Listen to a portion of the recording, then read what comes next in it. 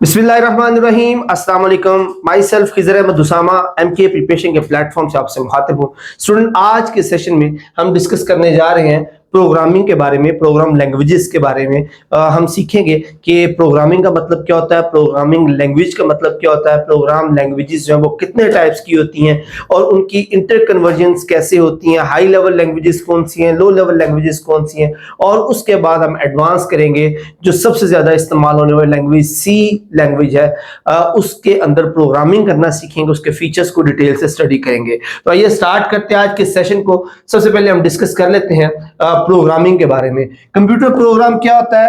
Computer program असल में instructions होती हैं, वो इंस्ट्रक्शंस हैं जो कंप्यूटर को ये बताती हैं कि कब आपने क्या करना है। इसकी हमने डेफिनेशन कई दफा पढ़ चुके हैं। जो प्रोग्राम है वो इंस्ट्रक्शंस होती हैं कि यूजर प्रोवाइड करता है कंप्यूटर को कि किस कमांड के रिस्पॉन्ड में कंप्यूटर ने क्या करना है, कंप्यूटर का हार्डवेयर या उसका जो प्रोसेसर है वो किस तरह रिस्पॉन्ड करेगा।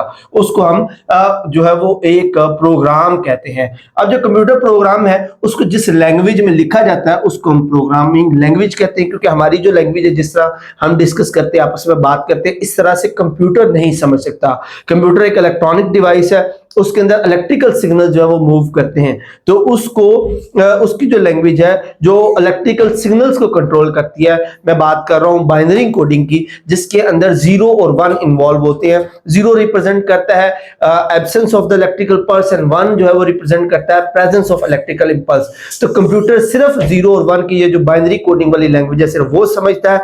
जो हम ह्यूमंस की अंडरस्टैंडेबल वाली जो लैंग्वेज है कंप्यूटर उसको नहीं समझता। तो इसलिए प्रोग्राम्स को, चूंकि प्रोग्राम इंस्ट्रक्शंस होती हैं कंप्यूटर्स के लिए, तो इसलिए जो प्रोग्राम है वो उस लैंग्वेज में लिखा जाता है जो कंप्यूटर उसको अंडरस्टैंड कर सके। तो उस लैंग्वेज को हम प्रोग्रामिंग लैंग्वेजेस कहते हैं, या इसको प्रोग्राम लैंग्वेज भी कहते हैं। और एक शख्स जो प्रोग्राम लिखता है प्रोग्राम लैंग्वेज के अंदर, हम उसको प्रोग्रामर कहते हैं। प्रोग्रामर जो है वो उन तमाम इंस्ट्रक्शंस को जो कंप्यूटर्स को डिलीवर करनी होती हैं उनको प्रोग्राम लैंग्वेजेस में लिखकर जो है वो एक प्रोग्राम जो है वो डेवलप करता है। अब हम उन दो ऐसी टर्मिनोलॉजीज के बारे में पढ़ेंगे जो प्रोग्राम लैंग्वेजेस के साथ एसोसिएट है, जो आपको बार बार सुनने को मिलेंगी। First one is program syntax. अब प्रोग्राम सिंटैक्स क्या होता है? ये असल में वो रूल्स होते हैं जो स्ट्रक्चर ऑफ लैंग्वेज को डिफाइन करते हैं। अगर मैं बिल्कुल सादा जुबान में बात करूं तो ये असल में कंप्यूटर लैंग्वेज की या प्रोग्राम लैंग्वेज की ग्रामर है। ये वो रूल्स हैं, वो इंस्ट्रक्शंस हैं जो प्रोग्राम लैंग्वेज को गवर्न करते हैं, उनके बारे में जो कंट्रोल, उसके स्ट्रक्चर को डेवलप करवाते हैं, उसकी पंक्चुएशन, उसके वर्ड्स, इन सारी चीजों को कंट्रोल करते हैं। ये ग्रामर ऑफ प्रोग्राम लैंग्वेज है जिसको हम सिंटैक्स कहते हैं। मिसाल के तौर पर सी लैंग्वेज के अंदर जो आउटपुट है उसको हम इस शेप में लेते हैं, देखिए प्रिंट एफ, और आगे ब्रैकेट के अंदर हम वो आउटपुट को लिखते हैं। तो ये जो जिस रूल के तहत हमने इसको लिखा है, ये जो स्टेटमेंट लिखी है, ये सिंटैक्स कहलाती है। इसको अगर मैं प्रैक्टिकली आपको यहाँ पे दिखा सकूं तो आप देख सकते हैं कि ये एक प्रोग्राम लैंग्वेज की स्टेटमेंट है जिसके अंदर हमने आउटपुट लिखी है print F bracket escape sequence slash format specifier slash string variable expression उसके बाद कांस्टेंट। तो इस तरह हम एक आउटपुट के लिए ये एक स्टेटमेंट जो वो डेवलप करते हैं। तो जो सिंटैक्स है वो ग्रामर है, वो पंक्चुएशंस है, वो सिंबल वर्ड्स है, ये वो रूल्स है जो इन नंबर्स को, सिंबल्स को या वर्ड्स को नेविगेट करवाते हैं, इनको कंट्रोल करते हैं। दूसरा जो वर्ड आपको सुनने को मिलेगा that is program semantic. Program semantics क्या है? ये study of meaning of language है, यानी कि उस लैंग्वेज के लिए जो खसूसी तौर पर वर्ड्स या सिंबल्स इस्तेमाल किए जाते हैं, उन सिंबल्स को या उन वर्ड्स को या नंबर्स की स्टडी को, उनको समझने को जो स्टडी है उसको हम सिमेंटिक कहते हैं। ये जो है सिमेंटिक जो है वो इंटायर लैंग्वेज को पे भी अप्लाई हो सकता है या किसी एक वर्ड पर भी हो सकता है। मिसाल के तौर पर जो सिमेंटिक है ये कंप्यूटर लैंग्वेज के अंदर, ये स्टेटमेंट सिमेंटिक की वो प्रोग्राम को बताता है, प्रोग्रामर को, कि जो आप इंस्ट्रक्शन दे रहे हैं कंप्यूटर को, कंप्यूटर ने उन इंस्ट्रक्शंस को किस सीक्वेंस में परफॉर्म करना है, कैसे उन इंस्ट्रक्शंस को एग्जीक्यूट करना है। मिसाल के तौर पर आपने यहाँ पर एक स्टेटमेंट लिखी हुई है प्रोडक्ट की। यहाँ पे आप देख सकते हैं ये लिखा हुआ है product is equal to X multiply Y. तो यहाँ पे आप देख सकते हैं कि सिंटैक्स जो सिमेंटिक है वो ये बता रहा है कि आपने एक प्रोडक्ट लेनी है किस किस की, उन दो वेरिएबल्स की जो यहाँ पर बताए गए हैं। तो ये असल में एक सीक्वेंस है जो कंप्यूटर हार्डवेयर को ये बताता है कि किस चीज को कैसे एग्जीक्यूट करना है, किस काम को किस तरह से परफॉर्म करना है। अच्छा जी, इसके बाद हम बात कर लेते हैं प्रोग्राम लैंग्वेजेस की। कितनी तरह की प्रोग्रामिंग लैंग्वेजेस है? तो वो वर्ड्स, सिंबल्स, कोड्स जो प्रोग्राम लिखने के लिए इस्तेमाल होते हैं उसको प्रोग्राम लैंग्वेज कहते हैं। कि वो तमाम word, symbol, codes, number, punctuation, anything which is used to write a program is known as the program languages. ये लैंग्वेजेस जो है ये बहुत सारी प्रॉब्लम को साइंटिफिकली जो है वो सॉल्व करने के लिए इस्तेमाल होता है। हम इनको दो कैटेगरीज में डिवाइड करते हैं, लो लेवल लैंग्वेज और हाई लेवल लैंग्वेज। यहाँ पे आप देख सकते हैं ये एक लो लेवल लैंग्वेज की डिस्क्रिप्शन है और ये एक हाई लेवल लैंग्वेज है। और लो लेवल और हाई लेवल लैंग्वेज में फर्क क्या है उसको हम यहाँ पे वन बाय वन डिटेल से देख लेते हैं। सबसे पहले बात करते हैं लो लेवल लैंग्वेज की। एक कंप्यूटर जो है, जैसे मैंने आपको बताया कि कंप्यूटर जो है वो एक सिंपल जो लैंग्वेज है, जैसे हम बात कर रहे हैं इंग्लिश में या उर्दू में या किसी भी और जबान को नहीं समझ पाता, वो सिर्फ जो बाइनरी नंबर्स हैं 0 और 1 की लैंग्वेज है सिर्फ उनको समझ पाता है। तो ये जो लैंग्वेज जो 0 और 1 की लैंग्वेज होती है जो डायरेक्ट कंप्यूटर जो अंडरस्टैंड कर सकता है, क्योंकि जैसे मैंने आपको बताया ये इलेक्ट्रॉनिक डिवाइस है तो ये सिर्फ इलेक्ट्रिकल सिग्नल्स को अंडरस्टैंड करता है। और 0 और 1 जो है ये इलेक्ट्रिकल सिग्नल की प्रेजेंस या एब्सेंस को इंडिकेट करते हैं। मतलब 0 मींस ये कि electrical signal of, 1 mean electrical signal is on. तो कंप्यूटर को जो हम डायरेक्ट इंस्ट्रक्शंस देते हैं जो वो फॉलो कर रहा होता है वो एक्चुअली 0 और 1 की सूरत में होता है। उसके कंपोनेंट्स को ये इंफॉर्मेशन दी जाती है कि कब उन्होंने ऑफ होना है, कब उन्होंने ऑन होना है। तो इसको ये बाइनरी डिजिट के जो नंबर होते हैं ये लो लेवल लैंग्वेज कहलाती है। लो लेवल लैंग्वेज की दो टाइप्स हैं, एक है मशीन लैंग्वेज, दूसरी है असेंबली लैंग्वेज। अब पहले मशीन लैंग्वेज की बात करें। मशीन लैंग्वेज डायरेक्टली ये लैंग्वेज है 0 और 1 वाली जो हम डायरेक्ट कंप्यूटर को देते हैं और कंप्यूटर उसको अंडरस्टैंड करता है। इसके अंदर जब कोई भी स्टेटमेंट होती है वो इस फॉर्म में होती है 001 0000, यानी कि इनके कॉम्बिनेशन से जो वर्ड्स है वो बनाए जाते हैं और सिस्टम को प्रोवाइड किए जाते हैं, जिसको हम एक बिट कहते हैं। ये हर एक हिंसा 0 या 1 जो एक डिजिट है उसको हम एक बिट कहते हैं और इन्हीं बिट के मिलने से बाइट और मेगाबाइट्स, किलोबाइट्स वगैरह बनते हैं। जो दूसरी जो टाइप है उसको हम कहते हैं असेंबली लैंग्वेज। अब असेंबली लैंग्वेज क्या होता है? ये भी एक लो लेवल लैंग्वेज है बट थोड़ी सी एडवांस है as compare to machine language. Machine language को हम फर्स्ट जनरेशन लैंग्वेज कहते हैं जबकि असेंबली लैंग्वेज को हम सेकंड जनरेशन लैंग्वेज कहते हैं। इसके अंदर हम क्या करते हैं? इसके अंदर हम 0 और 1 के बजाय सिंबल्स जो है वो यूज करते हैं बाइनरी कोडिंग की जगह पे। ये सिंबल्स जो है ये इन सिंबल्स को हम मेनीमोनिक्स कहते हैं, मिनीमोनिक्स कहते हैं और इन मेनीमोनिक्स के इस्तेमाल के जरिए हम जो लैंग्वेज है उसको डेवलप करते हैं। फॉर एग्जांपल आपने एक सब्ट्रैक्शन, हमें पता है कि सब्ट्रैक्शन का कोई अगर आप एक प्रोग्राम बनाना चाह रहे हैं, सब्ट्रैक्शन की आपने कमांड दी है, उसके लिए हम सिंबल इस्तेमाल करते हैं SUB, सिंपल SUB। तो ये एक मिनीमोनिक्स है जो पूरी वर्ड्स की जगह पे एक सिंबल के तौर पर इस्तेमाल होता है। इन सिंबल को मिनीमोनिक्स कहते हैं और इन मिनीमोनिक्स की जो अंडरस्टैंडिंग है वो असेंबली लैंग्वेज को बनाती है। अब ये चूंकि अब हम पीछे पढ़ चुके होंगे कि जो कंप्यूटर प्रोसेसर है वो सिर्फ 0 और 1 बाइनरी कोडिंग को समझता है। तो अगर आप मिनीमोनिक्स में असेंबली लैंग्वेज में कोई कोड को लिखते हैं, जैसे ये यहाँ पे आप देख सकते हो, तो हमें एक ऐसी चीज की जरूरत होगी जो असेंबली लैंग्वेज को कन्वर्ट कर सके मशीन लैंग्वेज में। तो वो कंपोनेंट्स या वो प्रोग्राम जो असेंबली लैंग्वेज को कन्वर्ट करते हैं मशीन लैंग्वेज में उसको हम असेंबलर कहते हैं। असेंबलर जो है जो असेंबली लैंग्वेज है उसको कन्वर्ट करते हैं मशीन लैंग्वेज में, जो कंप्यूटर जब वो उसको अंडरस्टैंड कर पाता है। यहाँ पे एक हायरार्की दिखाई गई है जिसमें आप देख सकते हैं कि सबसे नीचे हार्डवेयर है और हार्डवेयर को डायरेक्टली समझने वाली जो लैंग्वेज है वो मशीन लैंग्वेज है, उससे एडवांस असेंबली लैंग्वेज, फिर हाई लेवल लैंग्वेजेस आ जाती है जिनमें फोर्टान, C++, जावा वगैरह आ जाती हैं। अच्छा, जब हम बात कर लेते हैं जी हाई लेवल लैंग्वेज की, ये दो हमने लो लेवल लैंग्वेज देखी है जो इसमें मशीन लैंग्वेज है और असेंबली लैंग्वेज है। अब बात करते हैं हाई लेवल लैंग्वेज की। अब हाई लेवल जो लैंग्वेज है इसके फॉर्मेट सिमिलर टू इंग्लिश होती है, यानी कि जो हम सिंपल इंग्लिश में बात करते हैं वो हमारे लिए अंडरस्टैंडेबल है बट सिस्टम के लिए अंडरस्टैंडेबल नहीं है। तो इस तरह की लैंग्वेज को हम जो है वो हाई लेवल लैंग्वेज कहते हैं। इसका मकसद सिर्फ ये है कि ये पीपल्स को अनेबल करता है, प्रोग्रामर को अनेबल करता है कि वो इजीली इसको अंडरस्टैंड कर सकें। अब इसके अंदर हाई लेवल लैंग्वेज के अंदर हम डायरेक्ट इंग्लिश के वर्ड्स ही यूज करते हैं रादर देन के मैथमेटिकल सिंबल या मिनिमोनिक कोड्स को इस्तेमाल करें। तो इसकी जो एग्जांपल्स हैं उनमें फोर्टान है, सी है, सी प्लस प्लस है, जावास्क्रिप्ट है, ये सारे के सारे हाई लेवल लैंग्वेज जो है वो कहलाती हैं। अच्छा जी, हाई लेवल जो प्रोग्राम लैंग्वेजेस है उनको 3 कैटेगरीज में डिवाइड किया गया है, प्रोसीजरल लैंग्वेज, स्ट्रक्चरल लैंग्वेज और ऑब्जेक्ट ओरिएंटेड प्रोग्राम लैंग्वेज। ये 3 कैटेगरीज में डिवाइड किया गया हाई लेवल लैंग्वेज को, प्रोसीजरल, स्ट्रक्चरल, ऑब्जेक्ट ओरिएंटेड। तो इनका वन बाय वन देख लेते हैं, इनके अंदर क्या डिफरेंस है। सबसे पहले बात करते हैं प्रोसीजरल लैंग्वेजेस की। तो procedural languages are also known as third generation language, 3GLS इसको लिखते हैं। In the procedure language a program is designed using procedures. ये है जी मेन डिफरेंस। ये प्रोसीजर आल्सो कॉल्ड मॉड्यूल्स। एक प्रोसीजर लैंग्वेज के अंदर जो हम जो कोड लिखे जाते हैं वो प्रोसीजर्स की सूरत में लिखे जाते हैं, जिनको मॉड्यूल्स भी कहते हैं। अब प्रोसीजर क्या है? Procedure is a sequence of instructions moving a unique name, यानी कि प्रोसीजर जो है वो एक सीक्वेंस ऑफ इंस्ट्रक्शन होता है, यानी कि हम चंद इंस्ट्रक्शंस को जो सिमिलर है, जो एक पर्टिकुलर प्रॉब्लम का सलूशन प्रोवाइड कर रही होती है, उन इंस्ट्रक्शंस को एक तरतीब में लिखते हैं और वो सारी इंस्ट्रक्शन मिलकर एक प्रोसीजर या एक मॉड्यूल बनाते हैं। और इन्हीं मॉड्यूल्स की बेस पर जो प्रोसीजरल लैंग्वेज है वो बनाई जाती है। इसकी एग्जांपल्स में फोर्टान है, पास्कल है और सी लैंग्वेज है।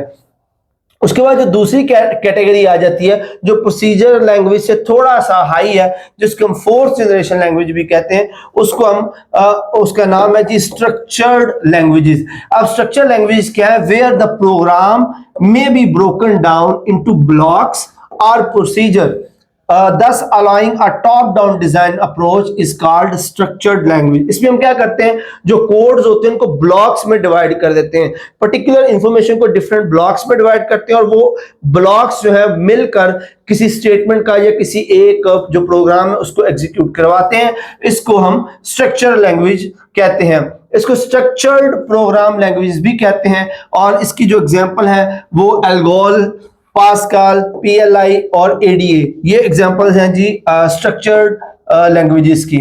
अच्छा, ये लास्ट हमारे पास जो तीसरी हाई लेवल लैंग्वेज की कैटेगरी है that is object oriented program language. जैसे कि नाम से जाहिर है कि ये ऑब्जेक्ट्स पे ओरिएंटेड है, ऑब्जेक्ट से रिलेटेड है। This program is developed by using a set of objects.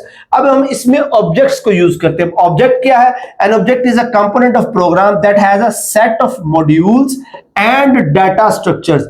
अब आप इसको देखें, ये हायरार्की है। हमने जो प्रोसीजरल लैंग्वेज देखा, प्रोसीजर लैंग्वेज से नीचे थी हमारे पास असेंबली लैंग्वेज। असेंबली लैंग्वेज में आइकॉन से आइकॉन जब मिलते हैं तो उससे एक प्रोसीजर या मॉड्यूल बनता है और उस मॉड्यूल पे स्ट्रक्चर लैंग्वेज बेस करती है। और डिफरेंट जो मॉड्यूल्स या स्ट्रक्चर्स मिलकर जो हमारे पास नेक्स्ट जो स्टेज थी हमारे पास स्ट्रक्चर की, स्ट्रक्चर लैंग्वेज बनाते हैं और जो स्ट्रक्चर्स हैं वो डेवलप करके बनाते हैं एक ऑब्जेक्ट। तो ऑब्जेक्ट के जरिए जो प्रोग्राम लिखे जाते हैं उनको ऑब्जेक्ट ओरिएंटेड प्रोग्राम लैंग्वेज कहते हैं। ये सबसे मॉडर्न है, इजी टेक्निक है डिजाइन करने के लिए, प्रोग्राम के लिए।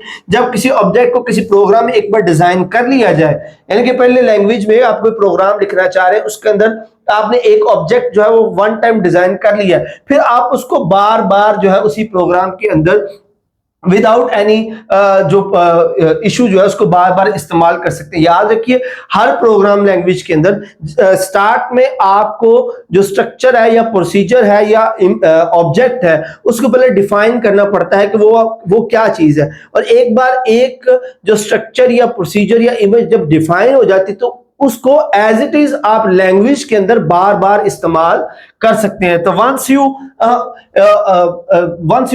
Made an object, define an object, you can use that object many times in program language. अच्छा जी, ये हमारे पास 3 टाइप्स थी हाई लेवल लैंग्वेज की। अब हम बात कर लेते हैं कैरेक्टरिस्टिक्स की कि हाई लेवल लैंग्वेज जो है उसकी कैरेक्टरिस्टिक्स क्या है।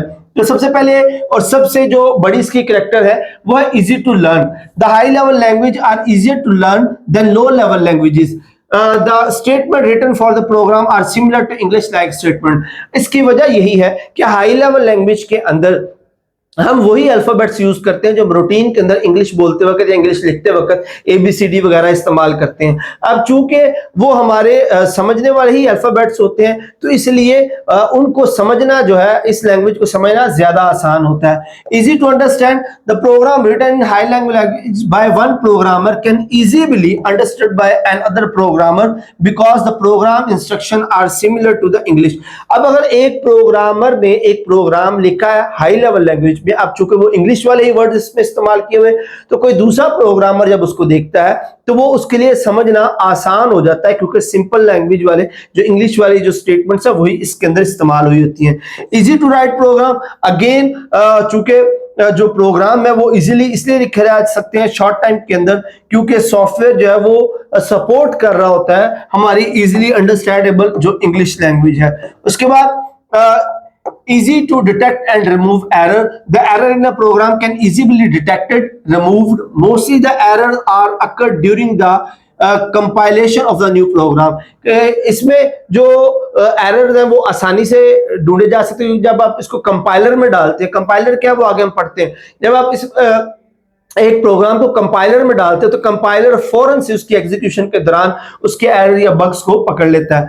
Built in library function, each high level language provide a large number of built in functions और procedures that can be used to perform specific task during design of a new program. कि जब आप new program लिखना शुरू करते हैं तो high level language के अंदर एक बिल्ट इन लाइब्रेरी का फंक्शन है। उस लाइब्रेरी के अंदर पहले से इस्तेमाल शुदा, पहले से यूज किए गए जो फंक्शंस है वो मौजूद होते हैं, और उन फंक्शंस को आप अपने प्रोग्राम के लिए इस्तेमाल करते हैं, जो कि एक प्रोग्राम के लिए, प्रोग्रामर के लिए काफी आसानी का बायस बनते हैं। लास्ट में है जी machine independence program written in high level language is machine independent. It means that a program written on one type of computer can be executed on an other computer. जो low level language थी उसमें एक मसला ये था कि वो hardware oriented होते थे। स्पेसिफिक हार्डवेयर के लिए स्पेसिफिक लैंग्वेजेस जो है इस्तेमाल की जाती थी, प्रोग्राम इस्तेमाल किए जाते थे, यानी कि एक हार्डवेयर का जो प्रोग्राम है वो दूसरे हार्डवेयर में इस्तेमाल नहीं हो सकता था। बट जो हाई लेवल लैंग्वेजेस है वो अगर आपने एक कंप्यूटर में लिखी है तो उसको बाकी कंप्यूटर्स में भी इस्तेमाल किया जा सकता है, उस प्रोग्राम को बाकी कंप्यूटर में भी एग्जीक्यूट किया जा सकता है। तो ये मशीन इंडिपेंडेंस भी हमें मिल जाती है हाई लेवल लैंग्वेजेस में। तो अब जो कुछ popular high level program languages हैं हम उनके बारे में थोड़ा सा पढ़ते हैं। तो इस वक्त जो सबसे पॉपुलर, सबसे ज्यादा इस्तेमाल होने वाला लैंग्वेज है that is a C language.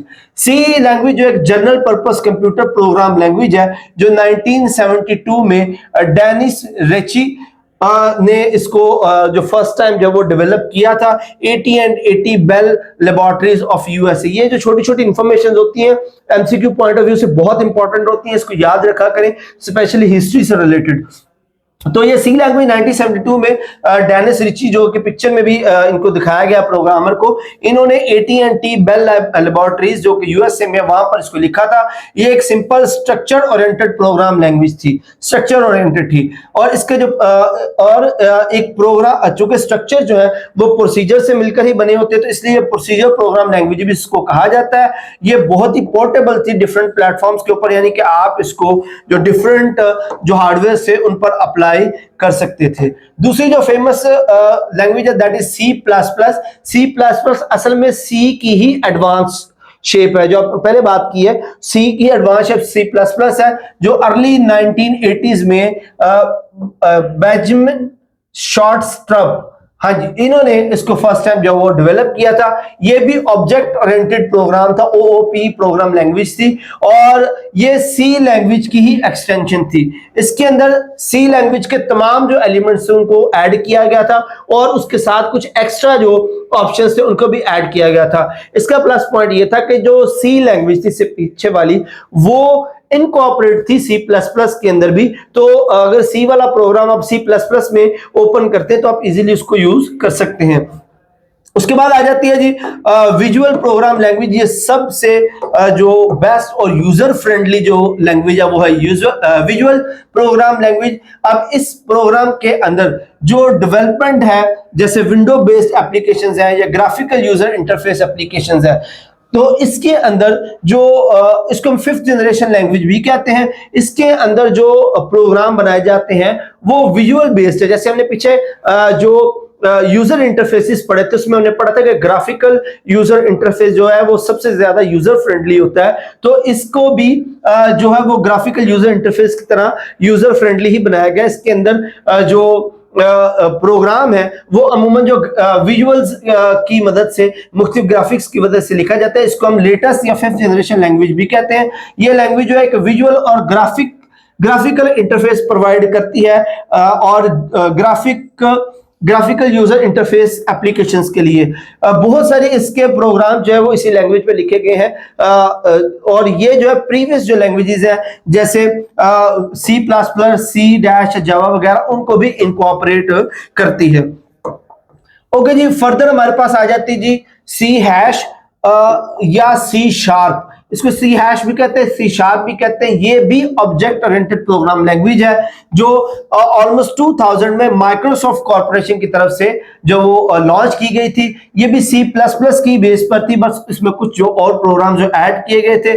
तकरीबन तमाम टाइप ऑफ प्रोग्राम जो थे जैसे कि गेम्स है, यूटिलिटीज है, ऑपरेटिंग सिस्टम है, कंपाइलर्स है, बिजनेस एप्लीकेशन है, वो सारे के सारे जो है वो C# लैंग्वेज पर बेस्ड करते हैं और इसको माइक्रोसॉफ्ट ने डेवलप किया था।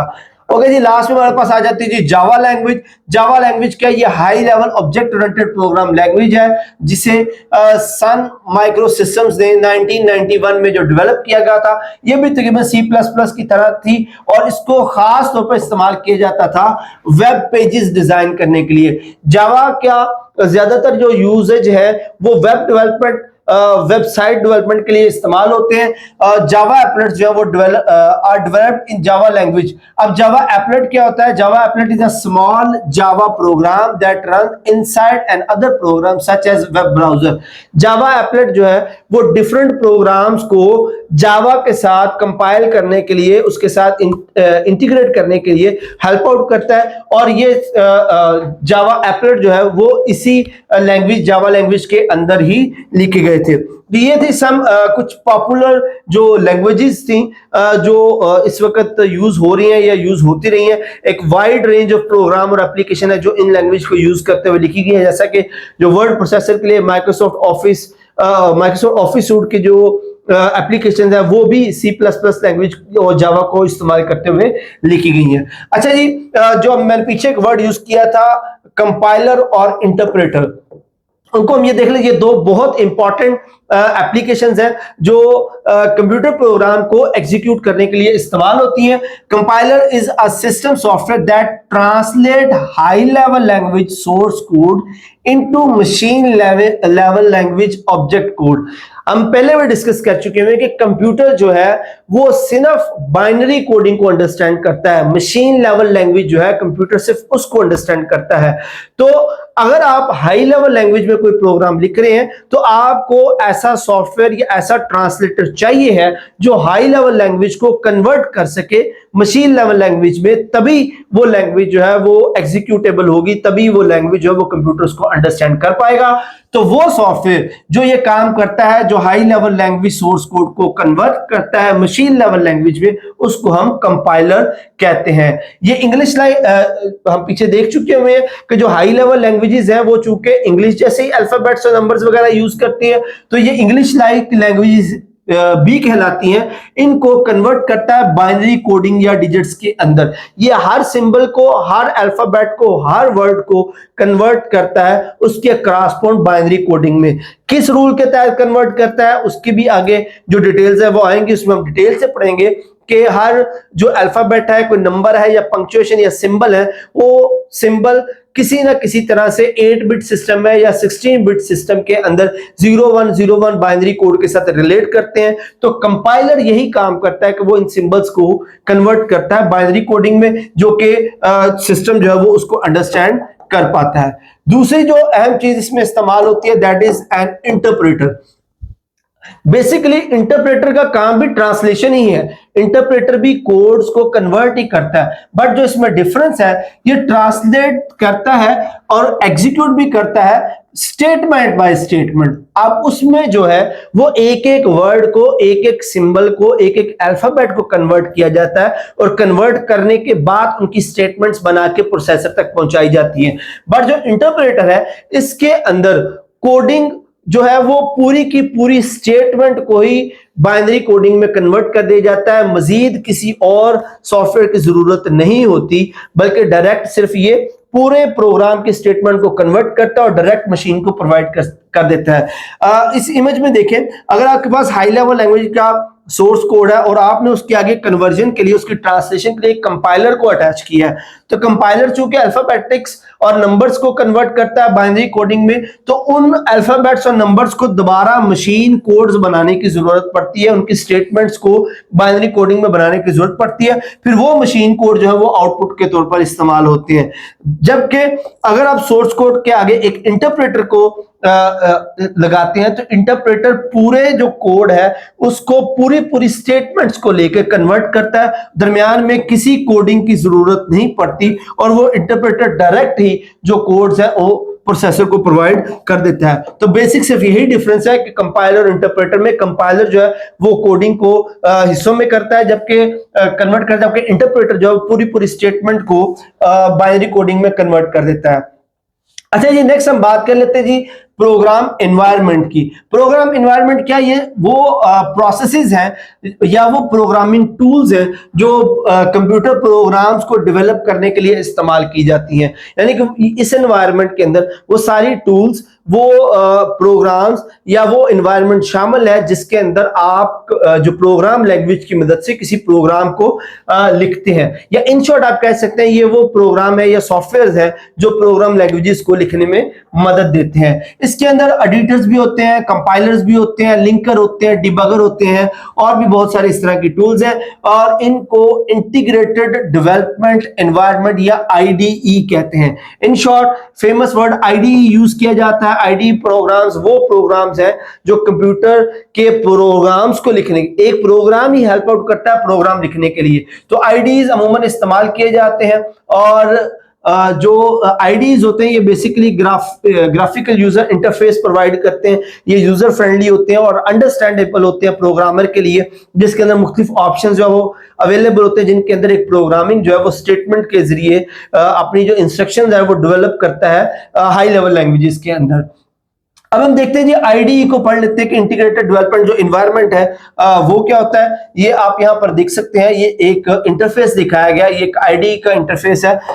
इसके अंदर जो है वो बहुत सारे वैरायटी ऑफ ऑप्शंस मौजूद होते हैं जो सी लेवल लैंग्वेज या C++ लैंग्वेज को के अंदर कोडिंग लिखने में मदद देते हैं। यहाँ पे आप देख सकते हैं ये कुछ स्टेटमेंट्स यहाँ पे लिखी गई हैं, इनमें कुछ सिंबल्स इस्तेमाल हुए हैं, कुछ और चीजें इस्तेमाल हुई हैं। तो ये सारी जो सिंबल्स और वर्डिंग, ये ब्रैकेट्स और वगैरह चीजें नजर आ रही हैं, ये इस विंडो के अंदर जो लिखी हुई है, ये जो ग्राफिक यूजर इंटरफेस दिया हुआ है, इस पूरे इंटरफेस को हम आईडीई इंटीग्रेटेड जो एनवायरनमेंट है, इंटीग्रेटेड डेवलपमेंट एनवायरनमेंट, वो इस सारे प्रोग्राम को हम कहते हैं जिसके अंदर ये काम जो है वो किया जा रहा है।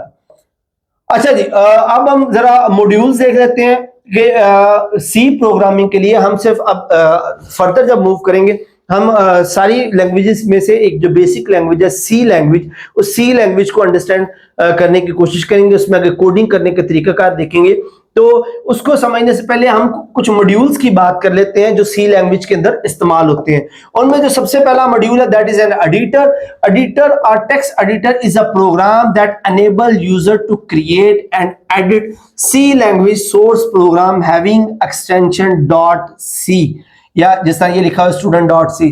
ये सी लैंग्वेज सोर्स प्रोग्राम है जिसके अंदर एक प्रोग्रामर जो है वो अल्फाबेट्स या टेक्स्ट को एंटर करके स्टेटमेंट डेवलप करता है जो एक स्पेसिफिक इंस्ट्रक्शंस को देती है, और जो आप इस एडिटर के अंदर लिखेंगे उसकी जो एक्सटेंशन होगी वो .c होगी, पीछे फाइल का नाम होगा और एक्सटेंशन इसकी .c होगी। दूसरा जो इसके साथ आता है दैट इज अ कंपाइलर। जैसे कि हम पहले भी पढ़ चुके हुए हैं, कंपाइलर जो है वो कंप्यूटर सॉफ्टवेयर है जो ट्रांसलेट करता है सी लैंग्वेज प्रोग्राम सोर्स कोड को मशीन लैंग्वेज ऑब्जेक्ट प्रोग्राम में, जो कि अंडरस्टैंड और एग्जीक्यूटेबल होता है फॉर अ कंप्यूटर, और इसकी जो एक्सटेंशन होती है वो .obj होती है। तो कंपाइलर क्या कर रहा है, हाई लेवल लैंग्वेज को यानी कि सी लेवल लैंग्वेज के जो सोर्स कोड प्रोग्राम है उनको कन्वर्ट कर रहा है किसके अंदर, बाइनरी कोडिंग के अंदर, जो मशीन लेवल लैंग्वेज है उसके अंदर, ताकि मशीन उसको अंडरस्टैंड कर सके। उसके बाद जी आ जाता है नेक्स्ट हमारे पास लिंकर। लिंकर क्या है जी? लिंकर जैसा कि इसका नेम ही सजेस्ट कर रहा है, लिंकर जो है वो एक या ज्यादा ऑब्जेक्ट कोड जो जनरेट होते हैं कंपाइलर से, उनको कंबाइन करता है एक सिंगल एग्जीक्यूटेबल प्रोग्राम के लिए, उसको हम लिंकर कहते हैं। और इसकी जो एक्सटेंशन होती है वो .exe होती है। आपको जितनी जो सॉफ्टवेयर फाइल मिलती है, जब आप कोई भी सॉफ्टवेयर या कोई ड्राइवर इंस्टॉल करने लगते हैं तो उन फाइल के आखिर में ये एक्जी एक्सटेंशन होती है, exe एक्सटेंशन होती है। ये असल में आउटपुट होती है एक लिंकर की। लिंकर क्या करता है कि पीछे से कंपाइलर से, एडिटर से जो काम गया है कंपाइलर को, कंपाइलर से वो कोड्स आगे लिंकर के पास, लिंकर ने वो सारे कोड्स कंबाइन किए और उनको एग्जीक्यूटेबल बना दिया, ऐसी फाइल बना दिया जिसको मशीन अंडरस्टैंड करती है और एग्जीक्यूट कर सकती है। तो इस तरह की फाइल को हम एग्जीक्यूटेबल फाइल, और इसकी जो एक्सटेंशन है वो एक्जी कहलाती है। और यही असल में वो फाइल्स हैं जो हम इंस्टॉल करते हैं सिस्टम के अंदर। यहां पर आप देख सकते हैं कि सोर्स प्रोग्राम को हम कंपाइलर में भेजते हैं, कंपाइलर उसको कन्वर्ट करता है मशीन लैंग्वेज में, फिर उसके बाद हमारे पास आ जाता है लिंकर। लिंकर उस प्रोग्राम को कंबाइन करके एक एग्जीक्यूटेबल फाइल बनाता है जिसको कंप्यूटर जो है वो रन कर सकता है। उसके बाद ये हमारे पास आ जाता है लोडर। लोडर क्या है? It is a program that load C language program into memory and then execute them. Loader का काम यह है कि जो लिंकर से एग्जीक्यूटेबल फाइल आई है उसको वो कंप्यूटर की मेमोरी पे लोड करता है, और जब आप उसको डबल क्लिक करके ओपन करते हैं तो कंप्यूटर मेमोरी पे लोड करके उसको एग्जीक्यूटेबल बनाता है, उसको रन करवाता है। और लास्ट में हमारे पास आ जाता है जी डिबगर। डिबगर क्या है? डिबगिंग एक प्रोसेस है जिसमें हम जो बग्स हैं, अच्छा प्रोग्राम लैंग्वेज के अंदर जो एरर्स आते हैं सिंटैक्स के अंदर को, ग्रामेटिकल एरर, अब हम इसको ग्रामेटिकल एरर नहीं कहेंगे, हम इसको सिंटैक्स एरर कहेंगे। सिंटैक्स एक पर्टिकुलर टर्म है, जैसे कि हम पीछे बात कर चुके हैं, for the errors in the programme language. तो अगर प्रोग्राम लैंग्वेज में कोई एरर आता है तो उसका जो कंप्यूटर लैंग्वेज में नेम होता है दैट इज अ बग, उसको हम बग कहते हैं। तो जो डिबगर है वो उन बग्स को लोकेट करता है और इस प्रोसेस को डिबगिंग कहते हैं।